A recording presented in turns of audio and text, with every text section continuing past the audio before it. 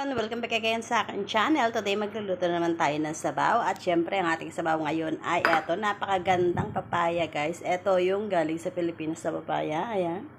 Lulutuin natin ngayon. Lalagyan natin ng carrot. Lalagyan natin ng white fungus, karne. At syempre ang carrot. Ayan lang ang pansasawag natin ngayon guys. Dahil wala kaming almond seed. Dapat to may almond seed pa siya. Kaso wala kami. Kaya okay na yan. Dahil matamis na rin yan. Pwede mo rin siya lagyan ito na ng corn. Kaso wala din kaming corn. Kaya okay lang din. Okay. Samahan niyo ako sa ating pag-aayos ng ating sabaw. Siyempre, unahin natin palang ating karne. Boboil natin to guys. Para matanggal ang kanyang impurities. Ayan.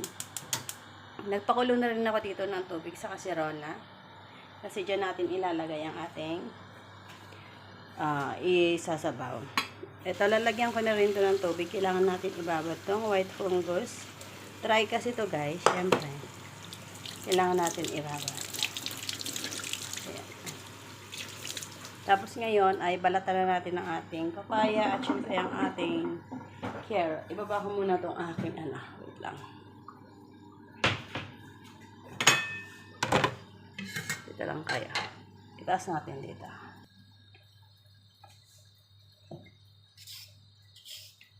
Ito yung carrot guys, yung pang gulay na namin. Kasi ito lang tinameron sa aming ref. Kung ano lang meron nyo lang ang lulutuin ko. Hindi ko na kailangan magtanong ko sa amin ko. Hindi kasi ako ang namamalengke sa amin. Kaya kung ano lang ang meron sa ref, yun na lang ang lulutuin natin. Mas maigi na yung ganun guys. Kasi kung ikaw pang mamamalengke, ay nakakasakit ng ulo. Kaya isip ka ng lulutuin mo. Kaya kung ano lang meron sa ref, yun ang lulutuin mo. Huwag ka na magreklamo. Kung magreklamo man sila nakakaumay ang pagkain, ay sabihin mo, hindi naman ikaw namimili. Ganun lang yan. Diba? Iwasan natin ito. Lagyan natin dyan.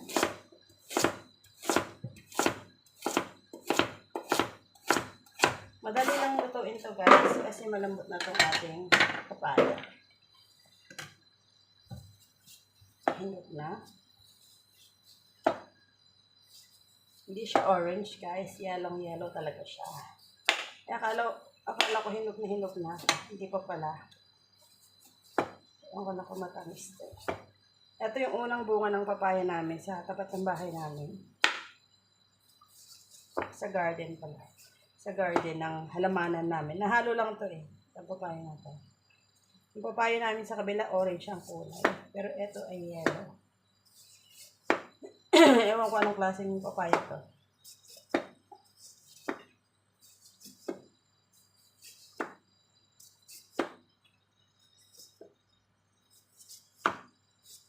Baka malambot na sa loob.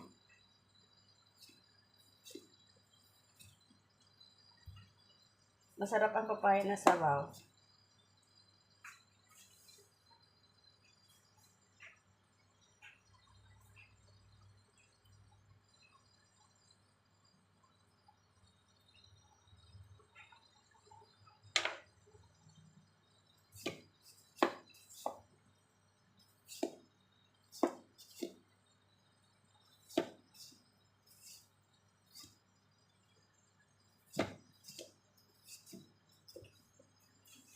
Natin yung ating carrot.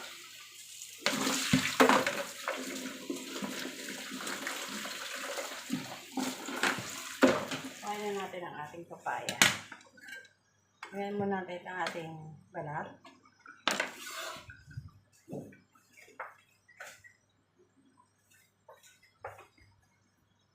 Tapos hiwain natin.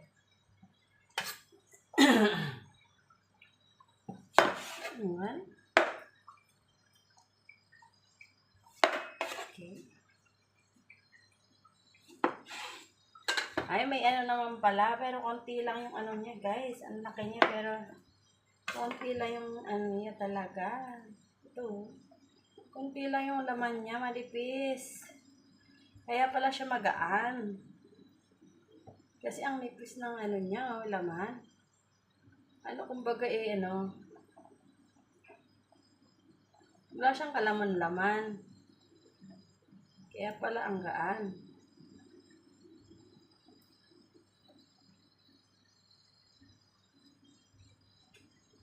Wala pa lang naman. Pang 1 day lang na sabaw namin ito pala. Wala na pala pang bukas to.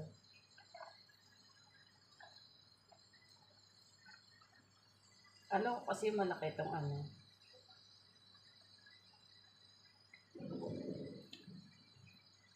Tsaka malambot na siya. Dami din palang buto kasi nga lang.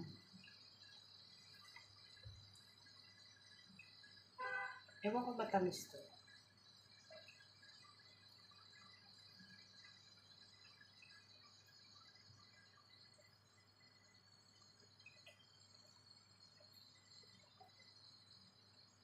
Dami niyang buto.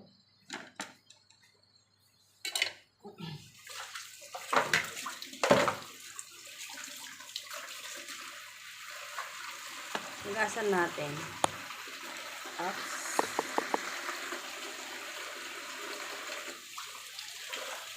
Siyempre, hiwain natin sa dalawa. Labot ko siya. Akala ko makapal ang loob niya. Hindi pala makapal ang laman.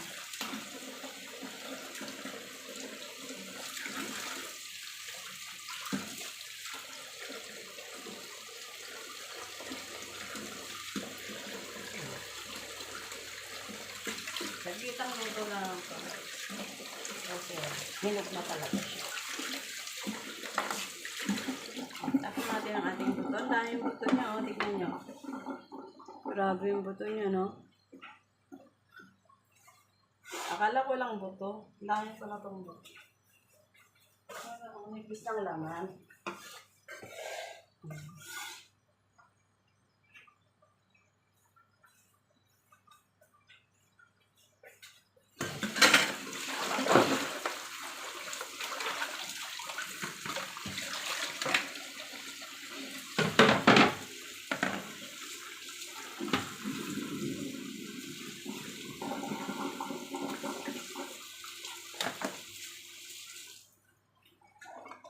Ito na yung pagsasabaw natin. Ang ganda natin dyan, syempre ugasin natin ang ating pinag-anohan. Ito na yung ano. Ugasin natin ang ating sangkalan. Ang lungkot ng panahon ngayon.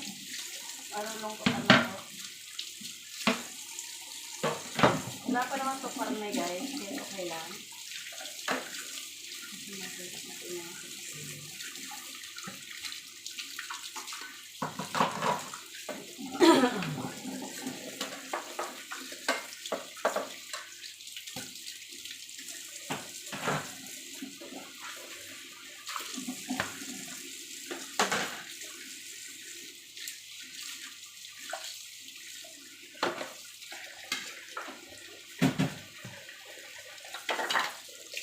Ating white fingers guys ay medyo malambot na din. Pwede natin tanggal ang kanyang gitna. Tanggalin natin ang kanyang gitna. Bagay kahit di mo natanggalin ito no? Kasi maliliit lang siya. Ito para yung ano lang. Gupitin natin.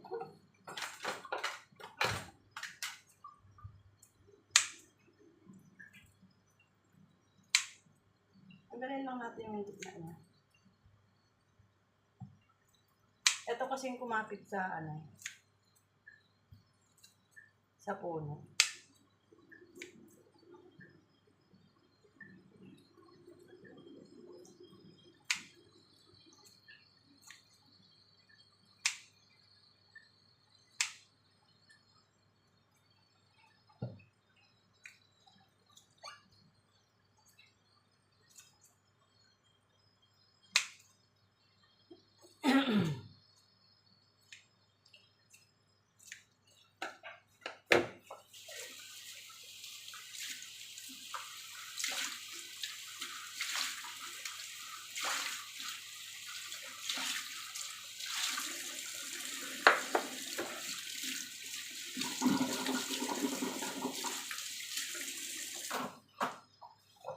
Ayan, ugasan na natin. Isusunod naman natin ang ating karne. Kumulo ng ating karne. Nakaligtaan ko. Ayan. Nagtapon kasi ako ng Hugasan lang natin ito. Ay ito guys, mag-ingat kayo. Mag-ingat itong karne na ito.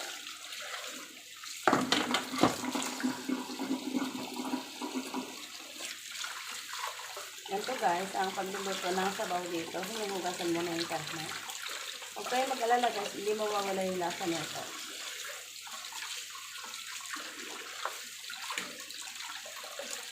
Tatanggal lang yung mga ano nito. Mga impurities na. Siyempre, hugasan ko itong sawalan. Eh, kasi rola natin na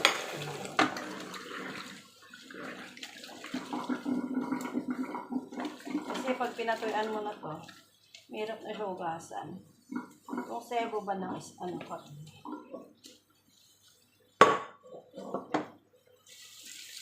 Pagkatapos nito guys, lalagyan na natin ang ating sabaw sa kasirola para maluto na rin siya.